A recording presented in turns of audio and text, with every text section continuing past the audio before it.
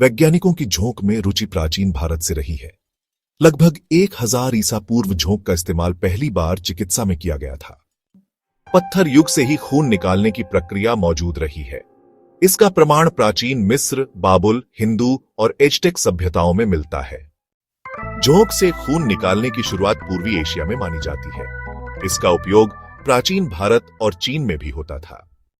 पहले सदी ई में चीन की लिखाई, संस्कृत, फारसी और अरबी साहित्य में झोंक का उपयोग बताया गया है। 5वीं सदी ईपू में हिप्पोक्रेटिक संग्रह में नस काटकर खून निकालने का जिक्र है।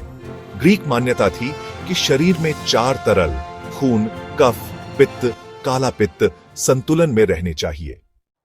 129 आई में गैलन ने कहा कि खून निकालने के लिए सीधे नस काटनी चाहिए। भूखा रखने से बेहतर है झोंक से खून निकाला जाए।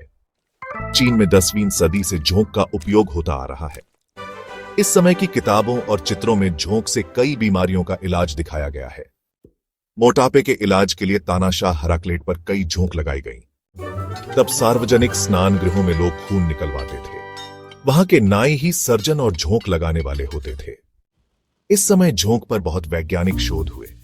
हियरुडो मेडिसिनालिस नामक झोंक का व्यापार बहुत बढ़ गया।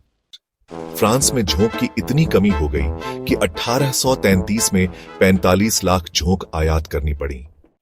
उन्होंने 50-60 झोंकों की 15 बार मदद से अपना पाचन ठीक किया। 19वीं सदी में अमेरिका में भी झोंक से खून निकालना आम इलाज था। 1793 में फैली येलो फीवर महामारी में हजारों की जान इससे बची। जॉन हैक्राफ्ट ने पाया कि जोंक के पेट में खून नहीं जमता और झोंक के काटने से घाव देर तक खून बहाता है। मार्कवाट ने झोंक की लार से खून न जमने वाला पदार्थ खोजा जिसे हिरुडिन कहा गया। इससे झोंक का महत्व फिर बढ़ा। अमेरिका के डॉ सॉयर ने दक्षिण वेल्स में पहली झोंक फार्म बनाई, बायोफार्म। आज प्लास्टिक और रिकंस्ट्रक्टिव सर्जरी में झोंक का उपयोग 2 स्लोवेनियाई सर्जरों डर्गेन और एफ ड्राविच की देन है। 1960 में उन्होंने leech assisted tissue flap surgery पर एक रिसर्च पेपर प्रकाशित किया।